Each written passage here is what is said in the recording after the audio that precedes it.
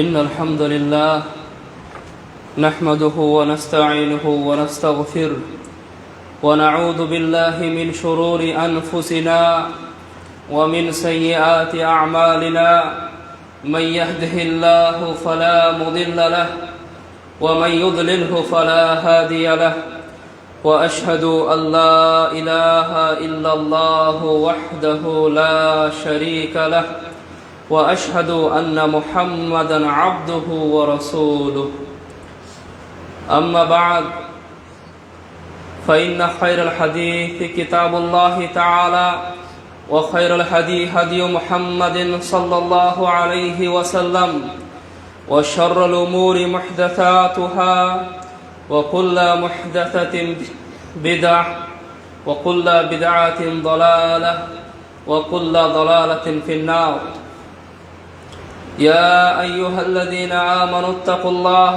حق تقاته ولا تموتن إلا وأنتم مسلمون يا أيها الناس اتقوا ربكم الذي خلقكم من نفس واحدة وخلق منها زوجها وبث منهما رجالا كثيرا ونساء واتقوا الله الذي تساءلون به والأرحام إن الله كان عليكم رقيبا يا أيها الذين آمنوا اتقوا الله وقولوا قولا سديدا يصلح لكم أعمالكم ويغفر لكم ذنوبكم ومن يطع الله ورسوله فقد فاز فوزا عظيما وقال رسول الله صلى الله عليه وسلم أفضل الجهاد أن يجاهد الرجل نفسه وهواه যাবতীয় প্রশংসা মহত্ব বরত্ব গুণগান একমাত্র সেই মহান রব্বুল আলামিনের জন্য, যিনি আজকের এই পবিত্র রমাদান মাসের পবিত্র জুমার দিনে আল্লাহ সুবহানাহু ওয়া তাআলার ঘর সমূহের মধ্যে একটি ঘর দারুস সালাম জামে মসজিদে একত্রিত হওয়ার তৌফিক প্রদান করেছেন। সমস্ত প্রশংসা সেই প্রতিপালকের, যিনি প্রতি বছরের মতো এবছরও আমাদেরকে রমাদান পাইয়ে দিয়েছেন। অতঃপর তারই কাছে এই রমাদানের যাবতীয় কল্যাণ আশা করছি। শত শত দরুদ ও সালাম বর্ষিত হোক বিশ্ব মহামানব বিশ্বনবী মুহাম্মদ সাল্লাল্লাহু আলাইহি ওয়াসাল্লামের উপর, যিনি আল্লাহ সুবহানাহু ওয়া তাআলার দ্বীনুল হককে পরিপূর্ণভাবে পুঙ্খানুপুঙ্খভাবে কোনো রকম কম বেশি ছাড়াও আমাদের কাছে পৌঁছে দিয়েছেন এবং আল্লাহ সুবহানাহু ওয়া তাআলার সৃষ্টি করা জান্নাত এর প্রতি মানুষকে উৎসাহিত করেছেন এবং আল্লাহ সুবহানাহু ওয়া তাআলার শাস্তি জাহান্নাম থেকে আমাদেরকে সতর্ক করেছেন। তার সাথে সাথে যে সমস্ত বিষয় মানুষকে আল্লাহ সুবহানাহু ওয়া তাআলার জান্নাত এবং তার কাছে নিয়ে যায় সেগুলোও বাতলে দিয়েছেন এবং যেগুলো বিষয় মানুষকে জাহান্নাম এবং জাহান্নামের কাছে নিয়ে যায় সেগুলোকেও পুঙ্খানুপুঙ্খভাবে বর্ণনা করেছেন। সম্মানিত ভাই সকল, আমরা রমাদান মাসের মধ্য দিয়ে অতিবাহিত হচ্ছি। যেই মাসকে তাকওয়ার মাস বলা হয়, যে মাসকে কোরআনের মাস বলা হয়, যে মাসকে ইবাদতের মাস বলা হয়, যে মাসকে রহমতের মাস বলা হয়, যে মাসকে মাগফিরাতের মাস বলা হয়, যে মাসকে জাহান্নাম থেকে নাজাত পাওয়ার মাস বলা হয়। আল্লাহ সুবহানাহু ওয়া তাআলা এই মাসের উদ্দেশ্য বয়ান করতে গিয়ে বলেছেন যে মাসকে এজন্যই প্রেরণ করা হয়েছে যেন মানুষের সিয়াম পালনের মাধ্যমে নিজেদের তাকওয়া বৃদ্ধি হয়। এবং এই তাকওয়া নিয়ে বিস্তারিত আলোচনা আমরা করেছি। তবে এখন তাকওয়া অর্জনের পক্ষে মানুষের জন্য সবচেয়ে যে জিনিসটা বাধা হয়ে দাঁড়ায় সেটা হচ্ছে মানুষের নফস, সেটা হচ্ছে মানুষের প্রবৃত্তি, সেটা হচ্ছে মানুষের খেয়াল খুশির অনুসরণ। রাসূলুল্লাহ সাল্লাল্লাহু আলাইহি ওয়াসাল্লাম হাদিসের মধ্যে ইরশাদ করেছেন, আলা উখবিরুকুম বিল মুমিন, আমি কি তোমাদেরকে মুমিন সম্পর্কে বলবো না? মান আমিনাহুন নাসু আলা আমওয়ালিহিম ওয়া আনফুসিহিম, মুমিন হচ্ছে সেই ব্যক্তি যার অনিষ্ট থেকে মানুষের জান এবং মানুষের মাল হেফাজতে থাকে। মানুষ জাতির যদি জান এবং মাল কোনো ব্যক্তির থেকে হেফাজতে থাকে ওর অনিষ্ট থেকে, তাহলে ওই ব্যক্তিটা মুমিন ব্যক্তি। অর্থাৎ মুমিন ব্যক্তি কারো জান এবং মালের ক্ষতি করতে পারে না। এরপর রাসূল সাল্লাল্লাহু আলাইহি ওয়াসাল্লাম বলেছেন, ওয়াল মুসলিম মান সালিমা নাসু মিন লিসানিহি ওয়া ইয়াদিহি, এবং প্রকৃত মুসলিম সেই ব্যক্তি যার হাত এবং জিহ্ব অন্য সকল মানুষ নিরাপদে থাকে। এরপর রাসূল সাল্লাল্লাহু আলাইহি ওয়াসাল্লাম বলছেন, ওয়াল মুজাহিদু মান জাহাদা নাফসাহু ফি তাআতিল্লাহ, এবং প্রকৃত মুজাহিদ সেই ব্যক্তি যে আল্লাহ সুবহানাহু ওয়া তাআলার আনুগত্যের জন্য নিজের নফসের বিরুদ্ধে জিহাদ করে। ওয়াল মুহাজিরু মান হাজারাল খাতায়া ওয়াদ দুনুবা, এবং প্রকৃত মুহাজির সেই ব্যক্তি যে নিজের পাপ এবং গুনাহ থেকে বিরত রাখে নিজেকে, পাপ এবং গুনাহ থেকে যে নিজেকে আলাদা করতে পেরেছে, এই হচ্ছে প্রকৃত মুহাজির। অন্য হাদিসে রাসূল সাল্লাল্লাহু আলাইহি ওয়াসাল্লাম বর্ণনা করেন, যে হাদিসটি আমি খুতবায়ে মাসনুনাতে পাঠ করেছি, আফদলুল জিহাদু আইয়ুজাহিদার রাজুলু নাফসাহু ওয়া হাওয়াহু, সর্বোত্তম জিহাদ হচ্ছে সেই জিহাদ যেই জিহাদ একজন ব্যক্তি নিজের নফস এবং নিজের প্রবৃত্তির বিরুদ্ধে করে। আল্লাহ রাসূল সাল্লাল্লাহু আলাইহি ওয়াসাল্লাম অনেক জিহাদের কথা আমাদেরকে বলেছেন, কিন্তু সর্বোত্তম জিহাদের ক্রাইটেরিয়াতে তিনি দুটো জিনিসের বিরুদ্ধে সংগ্রাম করাকে উল্লেখ করলেন। তার এক হচ্ছে নিজের স্বীয় নফসের বিরুদ্ধে জিহাদ করা, এবং দুই হচ্ছে নিজের প্রবৃত্তির বিরুদ্ধে জিহাদ করা। এই হাদিসের মধ্যে আমরা দুটো জিনিস পাই, একটা হচ্ছে নফস, একটা হচ্ছে হাওয়া। নফস শব্দের অনেকগুলো অর্থ হতে পারে, এটা একটা ব্যাপক শব্দ। কিছু কিছু ক্ষেত্রে নফস মানুষের আত্মা, মানুষের রূহকেও রিপ্রেজেন্ট করে, এবং বেশিরভাগ ক্ষেত্রে আত্মা এবং রূহ এবং নফসের মধ্যে কোনো পার্থক্য থাকে না। ওলামারা পবিত্র কোরআন ঘাটাঘাটি করে নফসকে তিনটে ভাগে ভাগ করেছেন। বিধায় এর মানে তিনটে নফস একটা মানুষের মধ্যে আছে তা নয়, বরং নফসের তিনটে অবস্থার বর্ণনা করেছেন। একটি অবস্থা থেকে আরেকটি অবস্থা উচ্চতর। এই নফসের মধ্যে প্রথম নফস হচ্ছে, নফসের যে প্রকার যে গুণ তা হচ্ছে নফসে আম্মারা। নফসে আম্মারা হচ্ছে ওই নফস যেই নফস মানুষকে খারাপ কাজের জন্য উদ্বুদ্ধ করে, যেই নফস মানুষের মধ্যে ওয়াসওয়াসা তৈরি করে, খারাপ কাজের দিকে মানুষকে নিয়ে যায়।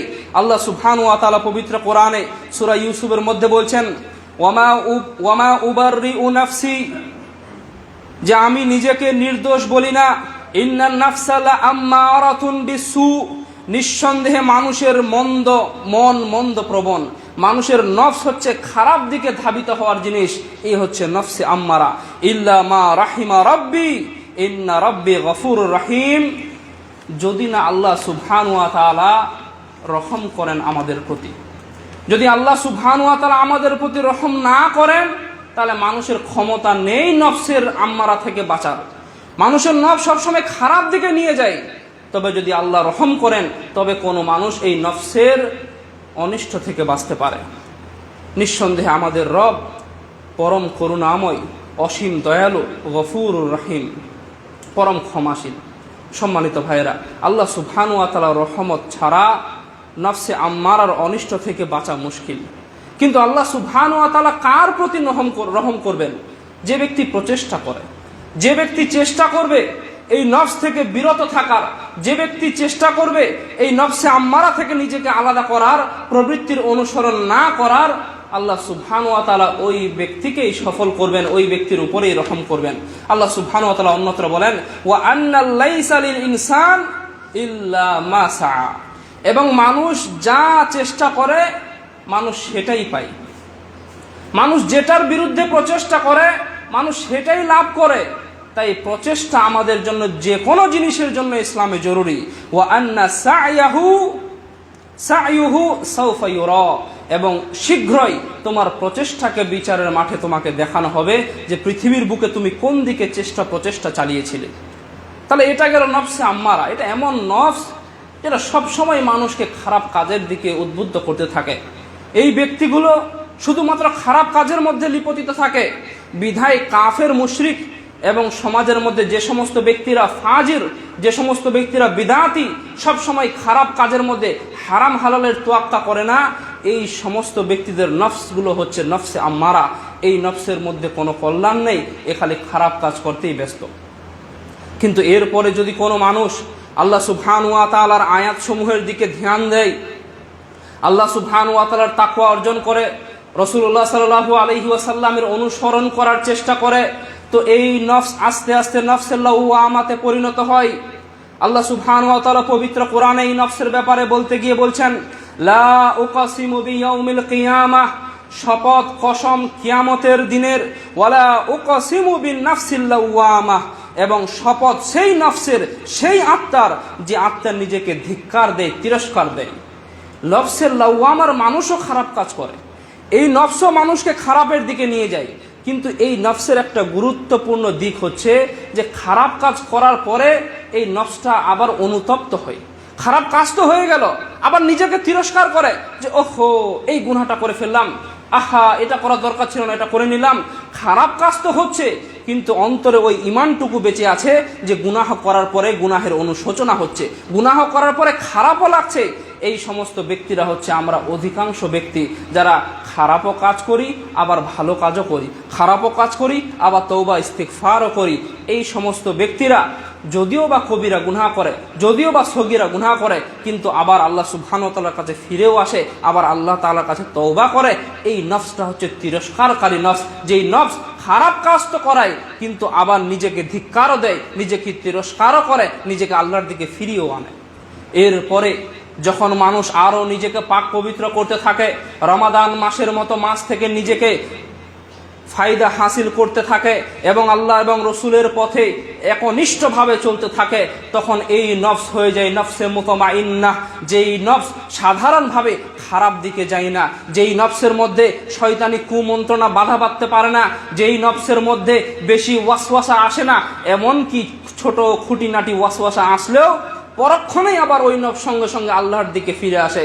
আল্লাহ সুবহানাহু ওয়া তাআলা এই নফসের ব্যাপারে বলতে গিয়ে বলছেন, ইয়া আইয়াতুহান নাফসুল মুতমাইন্নাহ, হে প্রশান্ত আত্মা, হে নফসে মুতমাইন্নাহ, ইরজিই ইলা রাব্বিকা রাদিয়াম মারদিয়াহ, তুমি প্রশান্ত চিত্তে তোমার রবের দিকে প্রত্যাবর্তন করো, রবের দিকে ফিরে চলো। ফাদখুলি ফি ইবাদি, এবং আমার বান্দাদের মধ্যে অন্তর্ভুক্ত হয়ে যাও। ওয়াদখুলি জান্নাতি, এবং আমার জান্নাতের মধ্যে প্রবেশ করো।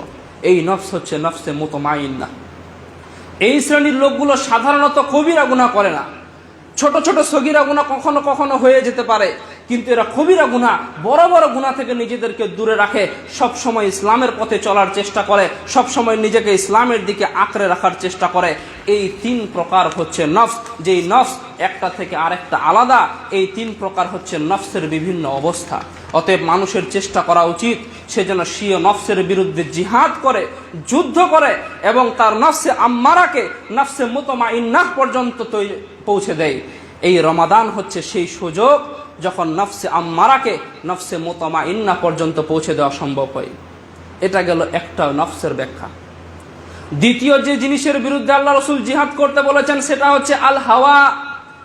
হাওয়া শব্দটি এসেছে হাওয়া থেকে, যার আবিধানিক অর্থ হলো কোনো কিছুকে ভালোবাসা, কোনো কিছু কামনা বাসনা প্রবল হওয়া, এটাকে বলা হচ্ছে হাওয়া। বাংলা অভিধানে হাওয়ার যদি মানে দেখেন তাহলে অনেকগুলো সমার্থক শব্দ পেয়ে যাবেন। এই হাওয়ার মানে খেয়াল খুশি হতে পারে, প্রবৃত্তি হতে পারে, নিয়ম ছাড়া কোনো ব্যাপার হতে পারে, স্বেচ্ছাচারিতা হতে পারে, খাম খেয়ালি হতে পারে, অযৌক্তিক ইচ্ছা, অযৌক্তিক কামনা বাসনা, প্রবৃত্তি, কুপ্রবৃত্তি, ভোগের পথ ইত্যাদি হাওয়ার মানে আপনি বাংলা অভিধানে দেখতে পারেন। কিন্তু শরিয়াতে পরিভাষার দিকে যদি দেখেন তাহলে যে কোনো উপভোগ্য জিনিস, যে জিনিসের প্রতি শরিয়াতের কোনো অনুমোদন ছাড়াই মনের ঝোঁক তৈরি হয়, সেই ঝোঁকটাকে হাওয়া বলা হয়। যে কোনো মজার জিনিস, যে কোনো উপভোগ করার জিনিস, যে কোনো জিনিস যেগুলোতে মানুষ আনন্দ ফুর্তি পায়, কিন্তু ওই জিনিসের মধ্যে শরিয়তের কোনো অনুমোদন নেই, শরিয়ত ওকে জায়েজ বলেনি, এরকম জিনিসের প্রতি মনের ঝোঁক তৈরি হওয়াটাকে হাওয়া বলে। এটা হচ্ছে শরিয়তের পরিভাষার হাওয়ার সংজ্ঞা। আল্লাহ সুবহানাহু ওয়া তাআলা মানুষকে কোরআনের মধ্যে বিভিন্ন জায়গায় এই প্রবৃত্তির অনুসরণ থেকে নিষেধ করেছেন। অনেক সময় তিনি সাধারণভাবে যাবতীয় প্রবৃত্তির অনুসরণ থেকে নিষেধ করেছেন। আল্লাহ সুবহানাহু ওয়া তাআলা দাউদ আলাইহিস সালামের কথা বলতে গিয়ে বলছেন, ইয়া দাউদ, হে দাউদ, ইন্না জাআলনাকা খলিফাতান ফিল আরদ, আমি তোমাকে জমিনের বুকে খলিফা হিসেবে নিয়োজিত করেছি, তোমাকে জমিনের মধ্যে খলিফা বানালাম। ফাহকুম বাইনান নাসি বিল হক, অতএব তুমি মানুষের মধ্যে ন্যায় বিচার করো, মানুষের মধ্যে সঠিক বিচার করো। ওয়ালা তাত্তাবিল হাওয়া, এবং তুমি প্রবৃত্তির অনুসরণ করো না, খেয়াল খুশির অনুসরণ করো না। যদি করো ফায়ুদিল্লাকা আন সাবিলিল্লাহ, তাহলে সেটা তোমাকে তোমার রবের রাস্তা থেকে গাফেল করে দেবে, বিচ্যুত করে দেবে, সরিয়ে দেবে। এইখানে আল্লাহ সুবহানাহু ওয়া তাআলা সাধারণভাবে দাউদ আলাইহিস সালামকে, এবং এটা প্রত্যেক যুগের লোকেদের জন্য একটা নসিহত, যে তোমরা প্রবৃত্তির অনুসরণ করো না, তোমরা হাওয়ার অনুসরণ করো না, খেয়াল খুশির অনুসরণ করো না, কামনা বাসনার অনুসরণ করো না। যদি করো এটা তোমাকে আল্লাহর রাস্তা থেকে ছিটকে দেবে, সরিয়ে দেবে, গোমরাহ করে দেবে, বিচ্যুত করে দেবে। কখনো কখনো আল্লাহ সুবহানাহু ওয়া তাআলা কাফেরদের, পথভ্রষ্টদের অনুসরণ করতে নিষেধ করেছেন। আল্লাহ সুবহানাহু ওয়া তাআলা পবিত্র কোরআনে সূরা আল আনআমের 150 নম্বর আয়াতে বলছেন, ওয়ালা তাত্তাবি আহওয়া আল্লাযীনা কাযযাবু বিআয়াতিনা ওয়াল্লাযীনা লা ইউমিনুনা বিল আখিরাহ ওয়া হুম বিরাব্বিহিম ইয়াদিলুন, যে হে রাসূল, আপনি ওই সমস্ত ব্যক্তির প্রবৃত্তির অনুসরণ করবেন না যারা আমার আয়াত সমূহকে অস্বীকার করেছে এবং যারা পরকালকে অবিশ্বাস করে, তারা আল্লাহ সুবহানাহু ওয়া তাআলা ছাড়া অন্য কিছুকে তাদের মালিকের সমকক্ষ মনে করেছে। এই সমস্ত ব্যক্তির প্রবৃত্তির অনুসরণ আপনি করিয়েন না, এদের মনের যে আশা আকাঙ্ক্ষা ওগুলোর আপনি অনুসরণ করিয়েন না। এখানে আল্লাহ সুবহানাহু ওয়া তাআলা স্পেসিফিকভাবে যারা আল্লাহ সুবহানাহু ওয়া তাআলার বিধানকে অস্বীকার করে সেই কাফিরদের প্রবৃত্তির অনুসরণ করতে নিষেধ করলেন। অন্যত্র আল্লাহ সুবহানাহু ওয়া তাআলা বলছেন, ওয়ালা তাত্তাবিউ আহওয়া কওম ক্বাদ দাল্লু মিন ক্বাবল, যে তোমরা সেসব জাতির খেয়াল খুশির অনুসরণ করো না যারা পূর্বে গোমরাহ হয়ে গেছে। ওয়া আদাল্লু কাসীরা ওয়া দাল্লু আন সাওয়াইস সাবিলা, এবং ওরা অনেক লোককে আল্লাহর পথ থেকে বিপদগামী করেছে এবং নিজেরাও সোজা পথ থেকে বিচ্যুত হয়ে গেছে। এখানে আল্লাহ সুবহানাহু ওয়া তাআলা যারা পথভ্রষ্ট ওদের প্রবৃত্তির অনুসরণ করতে নিষেধ করলেন। কখনো কখনো এই প্রবৃত্তি যখন অন্তরের সাথে সম্পৃক্ত হয় তাকে খুবই কড়া এবং কঠিন ভাষায় নিন্দা জানানো হয়েছে। যেভাবে আবু হুযায়ফা রাদিয়াল্লাহু তাআলা আনহু বলেন, রাসূলুল্লাহ সাল্লাল্লাহু আলাইহি ওয়াসাল্লামকে আমি বলতে শুনেছি, তু'রাদুল ফিতান আলাল কুলুবি কাল হাসির উদান উদা, যে মানুষের মনে ফিতনা এমন ভাবে প্রবেশ করবে যেন একটা খেজুরের মাদুরে যেরকম একটা পাতার সাথে আরেকটা পাতাকে গুছিয়ে গুছিয়ে ঢোকানো হয়, একটা পাতার পরেই আরেকটা পাতা ঢুকিয়ে যেরকম একটা খেজুরের মাদুর তৈরি করা হয়, মানুষের অন্তরে এইভাবে ধাপে ধাপে পর পর ফিতনা মানুষের অন্তরে প্রবেশ করতে থাকবে। ফাআইয়ু কলবিন উশরিবাহা, এরপরে যে অন্তরে এই ফিতনা প্রবেশ করে যাবে, লুকিতা ফিহি নুকতাতুন সাউদা, ওর অন্তরে একটা কালো রেখা পড়ে যাবে, ওর অন্তরে একটা কালো দাগ কাটা যাবে। ওয়া আইয়ু কলবিন আনকারাহা, এবং যে অন্তর এই ফিতনাকে অস্বীকার করবে, ফিতনাকে প্রবেশ করতে দেবে না, সেই অন্তরে কি অবস্থা হবে? নুকিতা ফিহি নুকতাতুন বাইদা, ওর অন্তরে একটা সাদা রেখা টানা হবে। হাত্তা তাসিরা আলা কলবাইন, এমনকি এটা হতে হতে মানুষের অন্তর দুভাগে বিভক্ত হবে।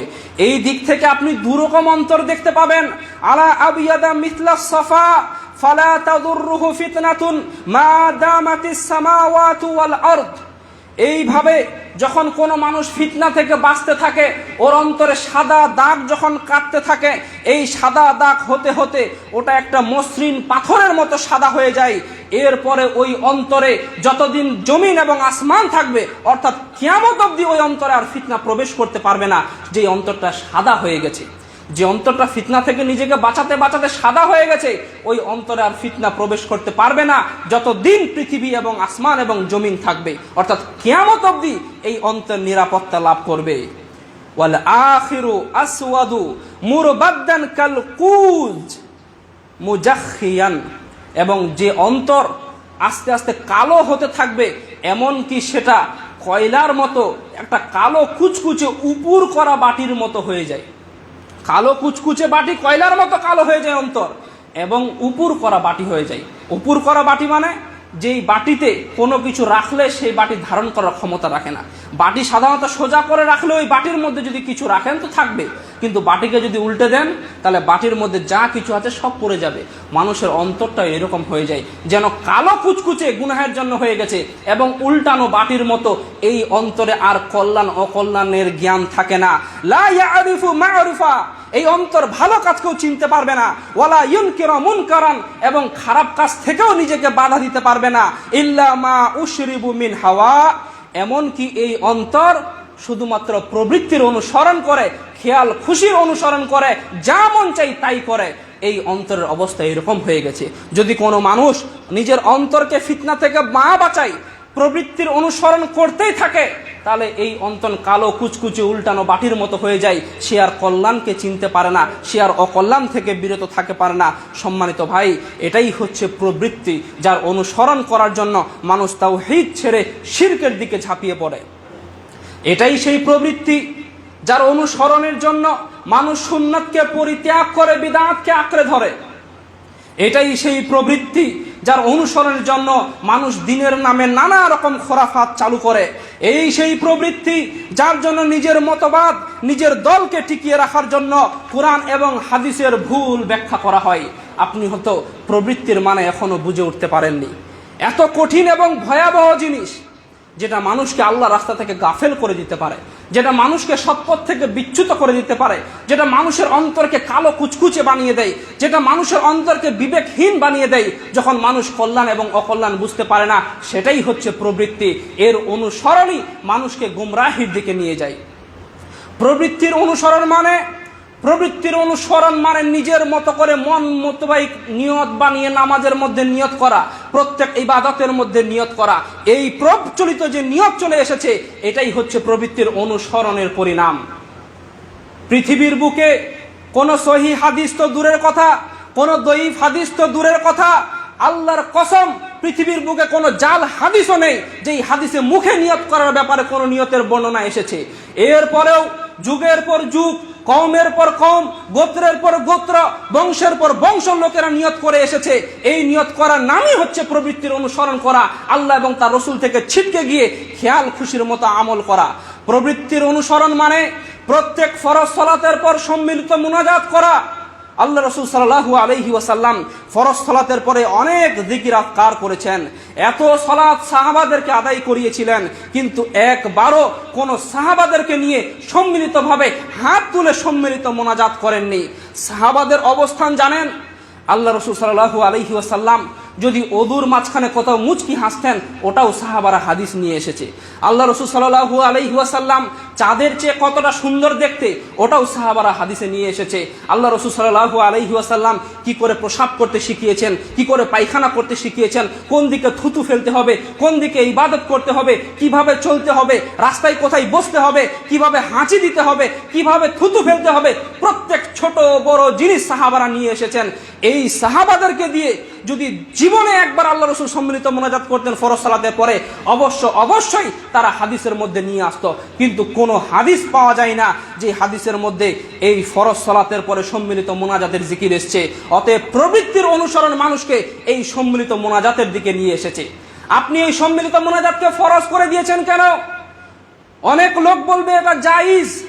যদি আপনি জায়েজই মনে করতেন, তাহলে কখনো কখনো মোনাজাত করতেন, কখনো কখনো মোনাজাত পরিত্যাগ করতেন। কিন্তু আপনি মূল্যায়ন করে দেখুন, আপনার মসজিদের বয়স 100 বছর, 100 বছর থেকে এই মসজিদে সম্মিলিত মোনাজাত হয়। 5 ওয়াক্তের প্রত্যেক নামাজেই সম্মিলিত মোনাজাত হয়। চোপড়া থানার যদি 100 মসজিদ আপনি ঘোরেন, 100-র মধ্যে প্রায় 100-র মধ্যেই সম্মিলিত মোনাজাত পাবেন। যে ইমাম সম্মিলিত মোনাজাত করে না, ওই ইমামকে বয়কট করা হয়। এরপরেও আপনি বলেন যে সম্মিলিত মোনাজাতকে আপনি ফরজ মনে করেন না, এরপরেও আপনি মনে করেন যে সম্মিলিত মোনাজাতকে আপনি বাধ্য মনে করেননি। আর কতদিন আপনার এই মুনাফিকির জন্য সমাজ প্রতারিত হবে? আর কতদিন সমাজকে গোমরাহির মধ্যে রাখবেন? এই মোনাজাত হচ্ছে প্রবৃত্তি অনুসরণের নামে একটি আসল উদাহরণ। সম্মানিত ভাইয়েরা, প্রবৃত্তির অনুসরণ মানে কোরআন হাদিসের দলিলকে অপব্যাখ্যা করে যুক্তি খাটিয়ে আল্লাহ রসুলের সুন্নতকে পরিত্যাগ করা। আল্লাহ রসুল সাল্লাল্লাহু আলাইহি ওয়াসাল্লামের হাদিস বর্ণনা করেছেন ওয়াইল ইবনে হুজর রাদিয়াল্লাহু তাআলা আনহু। قال كان رسول الله صلى الله عليه وسلم إذا قرأ ولا الضالين قال آمين ورفع بها صوته।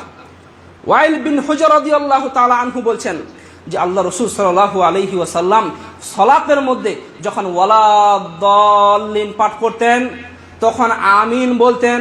কি রকম আমিন বলতেন? ওয়া রাফা বিহা সাউতা, এমন কি তার আওয়াজ উঁচু হয়ে যেত, অর্থাৎ জোরে আমিন বলতেন। সাহাবাদের আমল দেখবেন। ওয়া ক্বালা আতাউন আমিনা দুআউন, আতা রাহমাতুল্লাহ আলাইহি বলছেন যে আমিন হচ্ছে একটি দোয়া। আম্মানা ইবনু জুবাইর ওয়া মান ওয়ারাআহু হাত্তা ইন্না লিল মসজিদিল লাজ্জাহ। এরপরে তিনি সাহাবাদের একটা আমল বর্ণনা করছেন যে ইবনে জুবাইর রাদিয়াল্লাহু তাআলা আনহু এবং তার পেছনে যারা সালাত আদায় করত এরা মসজিদের মধ্যে এমন ভাবে আমিন বলতো যে গোটা মসজিদ গুম গুম করে উঠত, গোটা মসজিদ গুঞ্জিয়ে উঠত। এমন কোন মনে মনে আমিন বলা যায় যে আমিনে মসজিদ গুনগুন করে ওঠে? আল্লাহু আকবার। আরো দেখেন রাসূলুল্লাহ সাল্লাল্লাহু আলাইহি ওয়াসাল্লামের আদেশ। আন আবি হুরায়রা রাদিয়াল্লাহু তাআলা আনহু আন্না নবী সাল্লাল্লাহু আলাইহি ওয়াসাল্লাম قال, আবু হুরায়রা রাদিয়াল্লাহু তাআলা আনহু বলেন যে রাসূল সাল্লাল্লাহু আলাইহি ওয়াসাল্লাম বলেছেন ইদা আমানাল ইমামু ফাআমিনু, যখন ইমাম আমিন বলে ইমাম তখন তোমরাও আমিন বলো। ফাইন্নাহু মান ওয়াফাকা তামিনুহু তামিনাল মালাইকা, যার আমিন ফেরেশতাদের আমিনের সাথে মিলে যাবে। গুফিরা লাহু মা তাকাদ্দামা মিন দানবি, তার পূর্বের সমস্ত সগীরা গুনাহকে মাফ করে দেওয়া হবে। আল্লাহু আকবার। একটু মূল্যায়ন করুন, হাদিস তো পড়েন কিন্তু হাদিস বুঝে আসে না। আল্লাহ রাসূল বললেন যখন ইমাম আমিন বলবে তখন তোমরাও আমিন বলো। এখন ইমাম যদি মনে মনে আমিন বলে তাহলে আমি কি করে বুঝবো কখন ইমাম আমিন বললো? আমি কি করে ইমামের সাথে নিজের আমিনটাকে মিলাবো? কি করে ইমামের সাথে নিজের আমিনটাকে মিলাবো? কি করে আমার আমিন ফেরেশতাদের আমিনের সাথে মিশবে? ইমামের সাথে আমিন বলার অর্থ হচ্ছে ইমাম যখন জোরে বলে তোমরা শুনতে পারবে তখন তোমরাও আমিন বলবে। এই জন্য তো আয়েশা রাদিয়াল্লাহু তাআলা আনহা রাসূল সাল্লাল্লাহু আলাইহি ওয়াসাল্লাম থেকে খুব স্পষ্টভাবে বর্ণনা করেছেন, মা জাসাদাতকুমুল ইয়াহুদু আলা শাই মা জাসাদাতকুম আলা সালামি ওয়াত তামিন। ইহুদিরা মুসলমানদের সালাম এবং আমিনকে যতটা ঘৃণা করে অন্য কোনো বিষয়কে অতটা ঘৃণা করে না। এখন আপনি যদি কোনো জিনিস মনে মনেই রেখেছেন তাহলে ইহুদিরা কি করে ঘৃণা করবে? ভাই, আপনি আমাকে ঘৃণা করেন এটা আপনার মনে আছে, তো আমি কি আপনাকে ঘৃণা করব? আমি তো জানি না আপনি আমার সম্পর্কে কি ভাবেন। আপনি জোরে বললেই না আমি বুঝতে পারবো যে আমাকে ঘৃণা করে, তখন আমিও আপনাকে ঘৃণা করব। তো রাসূল সাল্লাল্লাহু আলাইহি ওয়াসাল্লামের যুগে সাহাবারা আমিন জোরে বলতো, তার জন্যই না ইহুদিরা ঘৃণা করত। যদি নাই শুনতে পারতো তো কিসের ঘৃণা? তো জোরে সালাম এবং জোরে আমিন ইহুদিরা সবচেয়ে ঘৃণা করত। এরকম জলজন্ত উদাহরণ রয়েছে যেখানে আল্লাহ রসুল থেকে স্পষ্টভাবে আমিন জোরে বলা প্রমাণিত। কিন্তু এরপরেও যারা খেয়াল খুশির অনুসরণ করে, এরপরেও যারা নিজেদের মতবাদকে টিকিয়ে রাখতে চায়, ওরা হাদিস এবং কোরআনের ভুল ব্যাখ্যা করে এই আমিনকে চাপিয়ে দিতে চায়। এবং ওদের খোরা যুক্তি শুনুন, যে হাদিস একটু আগে আমরা পড়লাম, আতা রহমতুল্লাহ আলাইহির যে কল পড়লাম, ওই কল থেকে যেখানে মসজিদ গুম গুম করে দেওয়া হয়েছে ওই শেষ অংশ বাদ দিয়ে শুধু প্রথম অংশকে নিয়ে নিয়েছে। ওয়াকালা আতাউন আমিনা দুআউন, যে আতা রহমতুল্লাহ আলাইহি বলেছেন যে আমিন একটা দোয়া। এবং ভুল ব্যাখ্যা দেখেন, এবং আল্লাহ কোরআনে বলেছেন উদউ রাব্বাকুম তাদাররুআ ওয়া খুফিয়া, এবং তোমরা তোমার রবকে ডাকো, তোমরা তোমার রবের দোয়া করো কিভাবে? বিনীতভাবে এবং চুপে চুপে। আল্লাহু আকবার। বলছে আল্লাহ বলেছেন তোমরা তোমার রবের জন্য কিভাবে দোয়া করো? বিনীতভাবে দোয়া করো এবং চুপে চুপে দোয়া করো, যেন আওয়াজ না হয়, সংগোপনে দোয়া করো। এখন হাদিসের ব্যাখ্যা দেখেন, বলছে ওখানে আতা রহমতুল্লাহ আলাইহি বলেছেন আমিন হচ্ছে দোয়া, আর এখানে আল্লাহ বলছেন দোয়া করতে হবে আস্তে আস্তে, তো ওই জন্য আমিন আস্তে আস্তে বলতে হবে। আল্লাহু আকবার। এই ইমামের হুঁশ নেই যে আমিনের মধ্যে 1 সেকেন্ডের দোয়াটা তো চুপে চুপে করছে, কিন্তু সালাম ফেরার এই আয়াত ইমামের হুঁশ থেকে উড়ে যায় এবং জোরে সম্মিলিত মোনাজাত শুরু করে দেয়। আল্লাহু আকবার। জাতিকে আর কিভাবে ধোকা দেবে? আর এই আমিন যদি আসতে বলতে হয় দোয়া করার জন্য, তো সম্মিলিত মোনাজাতে চিৎকার করে দোয়া করলেন কেন? ওইখানে কি দোয়া আসতে নেই? দেখেন হাদিস এবং কোরআনের ভুল ব্যাখ্যা মানুষকে কি করে সুন্নত থেকে দূরে নিয়ে যেতে পারে। এটা একটা আম হাদিস, এই আম আয়াত, এই আম আয়াতকে দিয়ে খাস কোনো আমলকে রদ করা যাবে না। রাসূল সাল্লাল্লাহু আলাইহি ওয়াসাল্লাম কুনুতে নাজেলার সময় জোরে জোরে দোয়া করেছিলেন। রাসূল সাল্লাল্লাহু আলাইহি ওয়াসাল্লাম ইস্তিসকার সালাতের সময় সাহাবাদেরকে নিয়ে জোরে জোরে দোয়া করেছিলেন। আপনি তাহলে এই আয়াত খাটিয়ে কুনুতে নাজেলা আস্তে পড়বেন, ইস্তিসকার সালাতের দোয়া আস্তে করবেন? আল্লাহু আকবার! কোন দিকে উম্মতকে গুমরাহ করছে। খাস যে দলিল চলে এসছে কোন দোয়ার জোরে করার, আল্লাহ রসুল যেখানে দোয়া জোরে করেছেন সেখানে জোরে করা সুন্নত, যেখানে আস্তে করেছেন সেখানে আস্তে করা সুন্নত। কোরআন হাদিসের ভুল ব্যাখ্যা করে নিজের মতবাদকে টিকিয়ে রাখাই হচ্ছে প্রবৃত্তির অনুসরণ। সম্মানিত ভাইয়েরা, প্রবৃত্তির অনুসরণ মানে কাতারে কাতারে দাঁড়ানোর সময় পায়ের সাথে পা, কাঁধের সাথে কাঁধ না মিলিয়ে অহংকার করে একটা বিশাল জায়গা নিয়ে দাঁড়ানো। ধর্মকে আপনি কি পেয়েছেন? মসজিদটা আরাম আয়েশের জায়গা নয়, মসজিদটা নিজের খেয়াল খুশির অনুসরণের জায়গা নয়। রাসূল সাল্লাল্লাহু আলাইহি ওয়াসাল্লাম যখন সালাত আদায় করতেন, সাহাবী বলছেন তখন তিনি আমাদের দিকে ঘুরে যেতেন। ফাকাল, এরপরে তিনি বলতেন আকিমু সুফুফাকুম সালাসান, তোমরা কাতারকে সোজা করে নাও, তোমরা কাতারকে সোজা করে নাও, তোমরা কাতারকে সোজা করে নাও। ওয়াল্লাহি লা তুকিমুন্না সুফুফাকুম, আল্লাহর কসম তোমরা কাতারকে সোজা করো। আও লা ইউখালিফান্নাল্লাহু বাইনা কুলুবিকুম, না হলে আল্লাহ সুবহানাহু ওয়া তাআলা তোমাদের অন্তরের মধ্যে ফাটল সৃষ্টি করে দেবেন। আজকে মুসলমানদের মধ্যে ইখতিলাফ চলে এসেছে, আজকে মুসলমানদের মধ্যে ফাটল চলে এসেছে, আজকে মুসলিম ভাইয়ে ভাইয়ের মধ্যে দ্বন্দ্ব চলে এসেছে। কি জন্য? তার একটা কারণ আল্লাহ রসুল বর্ণনা করছেন, কাতারের মধ্যে যদি সোজা না হয়, ফাঁক না বন্ধ হয়, তাহলে আল্লাহ আমাদের অন্তরে ওই রকম গ্যাপ, ফাঁক তৈরি করে দেবেন। আপনি নিজেদের মধ্যে যে মতভেদ রয়েছে, নিজেদের মধ্যে যে মতভেদ রয়েছে, নিজেদের মধ্যে যে ইখতিলাফ রয়েছে, এর বিরুদ্ধে তো কথা বলেন, কিন্তু কাতারের ফাঁক বন্ধ করতে আপনি সচেষ্ট নন। এই হাদিস পড়ার পরেও আপনি কাতারকে সোজা করতে সচেষ্ট নন। কিন্তু সাহাবাদের আমল দেখুন, সাহাবারা বলছেন যখন আল্লাহ রসুল এরকম আদেশ করলেন, ফারাআইতুর রাজুলা ইউলজিকু মানকিবাহু বিমানকিবি সাহিবি ওয়া রুকবাতাহু বিরুকবিহি সাহিবি ওয়া কা'বাহু বিকা'বিহি, যখন আল্লাহ রাসূল এই আদেশ করলেন তখন আমরা মানুষজনকে দেখতে পারতাম আদেশ করার সাথে সাথে একটা লোক তার পাশের লোকটার কাঁধের সাথে কাঁধ, হাঁটুর সাথে হাঁটু, টাকনুর সাথে টাকনু মিলিয়ে একদম দাঁড়িয়ে গেল। অন্য হাদিসে রাসূল সাল্লাল্লাহু আলাইহি ওয়াসাল্লাম বলছেন, রাসসু সুফুফাকুম, তোমরা কাতারকে একদম পরস্পর মিলিয়ে দাঁড় করাও, ওয়া কারিবু বাইনাহা, এবং নিজেদেরকে কাছাকাছি টেনে নাও, ওয়া হাদু বিল আনাক, এবং নিজের ঘাড়গুলোকে এক লাইনে করে নাও। এই যে রাসসু সুফুফাকুম, অন্য হাদিসে বলেছেন ওয়া তারাসসু, রসস শব্দের অর্থ হচ্ছে সীসা ঢালা প্রাচীরকে রসস বলা হয়। সীসা ঢালা প্রাচীর, কোন প্রাচীর যদি সীসা গলিয়ে তৈরি করা হয়, ওই প্রাচীরের মধ্যে কোনো ফাঁক থাকে ভাই? কোনো ফাঁক থাকে না। ইটের প্রাচীরে ফাঁক থাকতে পারে, কিন্তু সীসা ঢালা প্রাচীরের মধ্যে কোনো ফাঁক থাকে না। আল্লাহ রসুল বললেন সীসা ঢালা প্রাচীরের মতো নিজেদেরকে একটা প্রাচীর তৈরি করো, যেন দুটো ব্যক্তির মধ্যে কোনো ফাঁক না থাকে, দুজন ব্যক্তির মধ্যে কোনো গ্যাপ না থাকে। কেননা আমি শয়তানকে দেখতে পাচ্ছি, ইন্নিল্লা আরা শাইতানা ইয়াদখুলু মিন খালালি সাফি কাআন্নাহাল হাদাফ, আমি শয়তানকে দেখতে পাচ্ছি তোমাদের কাতারের ফাঁকের মধ্য দিয়ে ভেড়ার বাচ্চার মতো শয়তান ঢুকছে। এখন নামাজের মধ্যে আপনার কাতারে যদি শয়তান থাকে, ওই নামাজে খুশু খুজু কি করে আসবে? নামাজের মধ্যে আপনার কাতারে যদি শয়তান থাকে, ওই মুসল্লিদের মধ্যে মুহাব্বত কি করে সৃষ্টি হবে? প্রচলিত 4 আঙ্গুল মুসল্লিদের মধ্যে ফাঁকা করে রাখা এবং আঙ্গুল ঠেকে গেলে অসম্মান মনে করা, এর কোনো ভিত্তি নেই। 4 আঙ্গুল ফাঁকা করে রাখার কোনো জাল হাদিসও নেই। কিসের জন্য আপনি কাতার ফাঁকা করে রেখেছেন? আফসোস লাগে আমাদের ইমামদের জন্য, যারা বড় বড় মৌলানা তো হয়েছে, যারা বড় বড় মুফতি তো হয়েছে, বড় বড় লেকচার তো মারে, 10 বছর একটা মসজিদের ইমামতি করেছে, আজ অব্দি কাতারকে সোজা করতে পারেনি, আজ অব্দি মানুষের মধ্যে গ্যাপ বন্ধ করতে পারেনি। ওহে, তুমি কেমন ইমাম? মসজিদের মুসল্লিদের কথাই যারা ইসলামকে মানে, যারা কমিটির ভয়ে কমিটির লোকদের কাতারের ফাঁক বন্ধ করতে পারে না, তুমি কিসের ইমামতি করছো?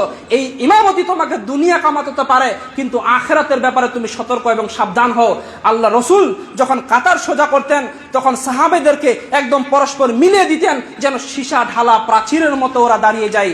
এই সীসা ঢালা প্রাচীরের মতো না বানিয়ে মুসল্লিদের মধ্যে 1 হাত বা 1 বৃত্তা বা হাফ হাত ফাঁকা রেখে কাতারের দাঁড়ানোর নামই হচ্ছে প্রবৃত্তির অনুসরণের নামে নিজের মতবাদকে টিকিয়ে রাখা। সম্মানিত ভাইয়েরা, প্রবৃত্তির অনুসরণ মানে যুগের পর যুগ, জাতির পর জাতি, বংশের পর বংশ ফিতরায় খাদ্য না দিয়ে শুধুমাত্র টাকা দেওয়া। হে মুসলিম উম্মাহ, আজকে টাকা জায়েজ না জায়েজের তর্কে আমরা যাচ্ছি না।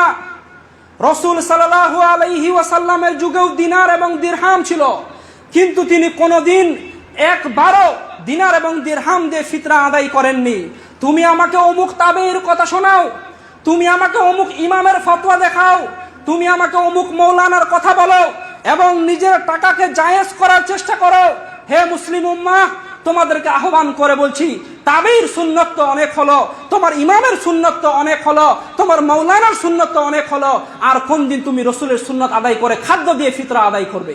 তোমার ইমাম কি খাদ্য দিয়ে ফিতরা আদায় করে হারাম করে দিয়েছে?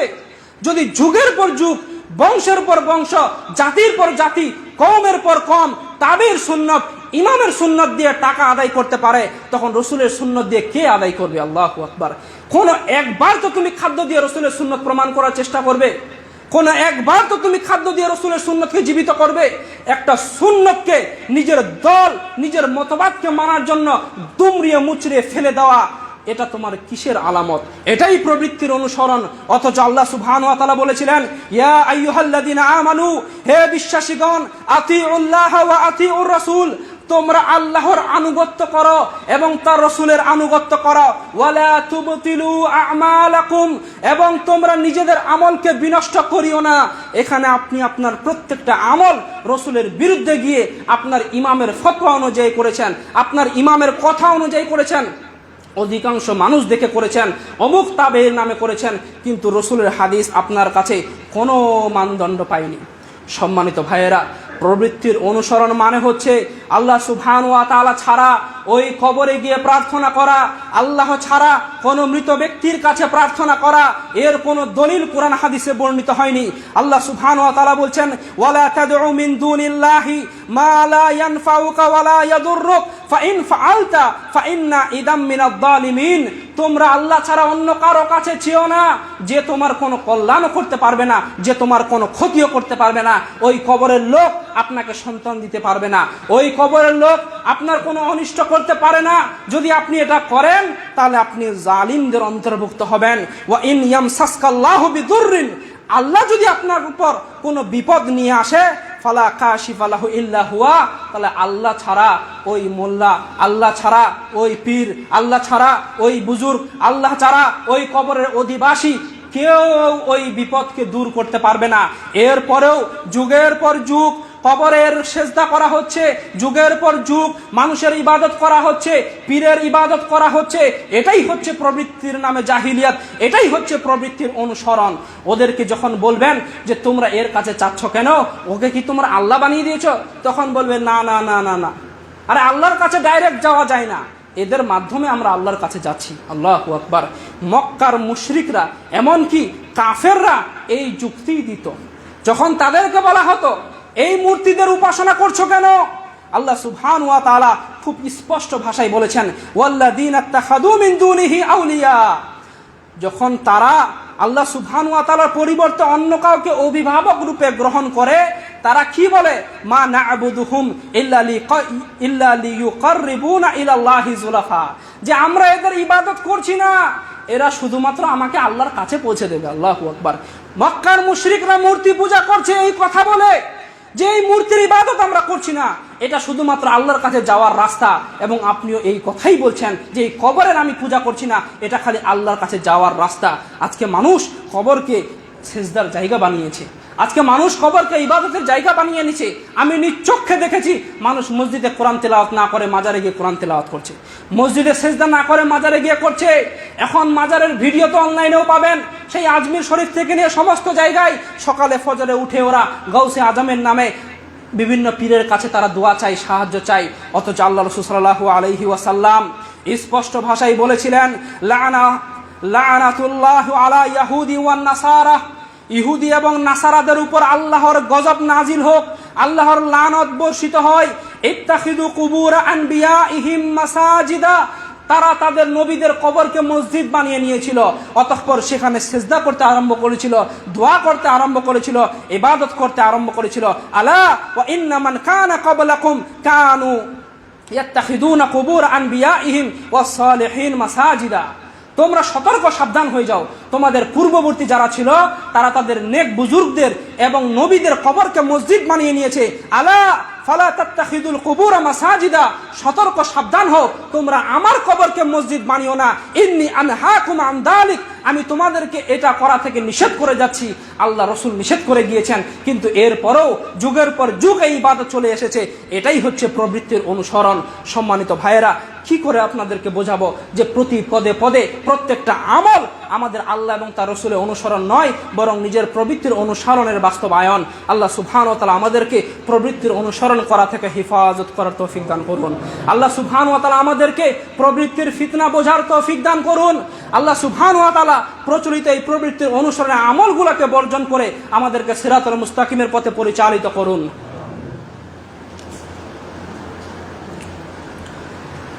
ইন্নাল হামদুলিল্লাহ ওয়াসসালাতু ওয়াসসালামু আলা রাসূলিল্লাহ ওয়া আলা আলিহি ওয়া আসহাবিহি আজমাইন। সম্মানিত ভাইয়েরা, শেষ কিছু কথা। এখনো ইবাদতের নামে চলে বিভিন্ন কবরস্থানে মানত করার পশু জবাই করা হয়। এখনো বিভিন্ন মৃত মানুষদের নামে, বিভিন্ন পীরের নামে, বিভিন্ন বুজুর্গ মানুষের নামে হাঁস কুরবানি করা হয়, মুরগির মানত করা হয়, গরু কুরবানি করা হয়, ছাগল কুরবানি করা হয়। আল্লাহই ভালো জানে আর কি কি কুরবানি করা হয়। আল্লাহ রসুল সাল্লাল্লাহু আলাইহি ওয়াসাল্লাম বলেছেন, লাআনাল্লাহু মান যাহাবা লিগাইরিল্লাহ, আল্লাহ সুবহানাহু ওয়া তাআলার নাম ছাড়া অন্যের নামে যে ব্যক্তি জবাহ করে ওর উদ্দেশ্যে আল্লাহ সুবহানাহু ওয়া তাআলার লানত বর্ষিত হয়। যে ব্যক্তি আল্লাহ ছাড়া অন্য কারো উদ্দেশ্যে কোনো জবাহ করে, কোনো কিছু কুরবানি করে, আল্লাহ সুবহানাহু ওয়া তাআলা ওর পরে লানত বর্ষণ করে। এরপরেও প্রবৃত্তির অনুসরণ চলছে। সম্মানিত ভাইয়েরা, প্রবৃত্তির অনুসরণ করলে গোমরাহি ছাড়া হেদায়েতের রাস্তা পাওয়া যায় না। আল্লাহ তাআলা কোরআনে বহু জায়গা বলেছেন। আল্লাহ বলেছেন গোমরাহি পথভ্রষ্ট লোকদের কথা বলতে গিয়ে, এই ইয়াত্তাবিউনা ইল্লা যান ওয়া মা তাহওয়াল আনফুস, যে তারা কেবল অনুমান এবং নিজের প্রবৃত্তির অনুসরণ করে। আজকে সমাজে অধিকাংশ লোককে আপনি দেখবেন এই প্রবৃত্তির অনুসরণের আমলগুলোই করছে। এদের প্রবৃত্তির অনুসরণ যেন আপনাকে গাফেল না করে। এদেরকে আপনি ফলো করতে যেয়েন না। আল্লাহ তাআলা তার রসুলকে সাবধান করেছেন, আপনার এবং আমি কেনা, আল্লাহ রসুলকে সাবধান করেছেন, ওয়া ইন তুতি আকতারা মান ফিল আরদ ইউদিল্লুকা আন সাবিলিল্লাহ। হে মুহাম্মদ, হে রসুল, আপনি যদি পৃথিবীর বুকে অধিকাংশ লোককে মেনে চলেন, তারা বলে দোষ যেখানে আল্লাহ সেখানে, তারা বলে এত লোক কি গুমরাহিতে আছে, তারা বলে ওই 5 জন কি হকের পথে। আল্লাহ বলছেন, হে রসুল, আপনি যদি পৃথিবীর বুকে অধিকাংশ লোককে অনুসরণ করেন, ইউদিল্লুকা আন সাবিলিল্লাহ, ওরা আপনাকে আল্লাহর রাস্তা থেকে গুমরাহ করে দেবে। কি জন্য? ইয়াত্তাবিউনা ইল্লা যান ওয়া ইনহুম ইল্লা ইয়াখরুসুন, তারা শুধুমাত্র অনুমানের অনুসরণ করে এবং তারা আন্দাজ এবং অনুমানের উপরেই পরিচালিত। ওরা আইডিয়াতে বলে, ওরা অনুমানে বলে। ওদের কথা যদি আপনি অনুসরণ করেন তাহলে আপনার আল্লাহর রাস্তা থেকে গুমরাহ হয়ে যাবেন। সম্মানিত ভাইয়েরা, শেষে আপনাদের সকলকে আমি আহ্বান করছি, আসুন প্রবৃত্তি পরিত্যাগ করেন, আসুন প্রবৃত্তিকে পরিত্যাগ করেন, আসুন নিজের খেয়াল খুশির অনুসরণকে বাদ দেন। আল্লাহ সুবহানাহু ওয়া তাআলা বলছেন, ওয়ামান খাফা মাকামা রাব্বিহি, এবং যে ব্যক্তি তার প্রতিপালকের সামনে দাঁড়ানোকে ভয় পায়, যে বিচারের মাঠে আমাকে আল্লাহর সামনে দাঁড়াতে হবে, বিচারের মাঠে আল্লাহর সামনে জবাবদিহি করতে হবে, যে ব্যক্তি তার প্রতিপালকের সামনে দাঁড়াতে ভয় পায়, ওয়া নাহান নাফসা আনিল হাওয়া, এবং নিজের নফসকে প্রবৃত্তির অনুসরণ করতে বাধা দেয়। আমি আল্লাহকে ভয় পাই, আর কোনোদিন ফিতরাতে টাকা দেব না, রসুলের অনুগত করে খাদ্য দেব। আমি আল্লাহকে ভয় পাই। বিচারের মাঠে যদি আল্লাহ বলে তোমার নামাজ তোমার ইমামের মতো হয়েছে, মৌলানার মতো হয়েছে, কিন্তু রসুলের মতো হয়নি, এই নামাজ বাতিল, আমি আল্লাহর সামনে দাঁড়ানোতে ভয় পাই। আজকে সব ছেড়ে ওয়া নাহান নাফসি আনিল হাওয়া, আমার অন্তরকে প্রবৃত্তি থেকে দূর করলাম, অধিকাংশ লোক থেকে দূর করলাম, রসুলের মতো সালাত আদায় করলাম। আল্লাহ বলছেন, যদি তোমরা এটা করতে পারো, ফা ইন্নাল জান্নাতা হিয়াল মাওয়া, তাহলে জান্নাত হচ্ছে তার আবাসস্থল। আল্লাহু আকবার। এই প্রবৃত্তিকে যদি কুরবানি দিতে পারেন এই রমাদান মাসে, প্রচলিত ধর্মকে যদি বাতিল করতে পারেন, ফা ইন্নাল জান্নাতা হিয়াল মাওয়া, তাহলে তার আবাসস্থল হবে জান্নাত। এটাই হচ্ছে প্রবৃত্তির বিরুদ্ধে গিয়ে রসুলের আনুগত্যের একটা সফল পরিচয়, এটাই হচ্ছে তার প্রতিদান। আল্লাহ সুবহানাহু ওয়া তাআলার কাছে আমরা আবারও দোয়া করি, হে আল্লাহ, আমরা জানি অধিকাংশ লোক বিপদে পরিচালিত হয়েছে। হে আল্লাহ, আমরা জানি আমরাও তোমার গুনাহগার বান্দা, কিন্তু তুমি আমাদেরকে আমাদের প্রবৃত্তির অনুসরণ করা থেকে বিরত রাখো।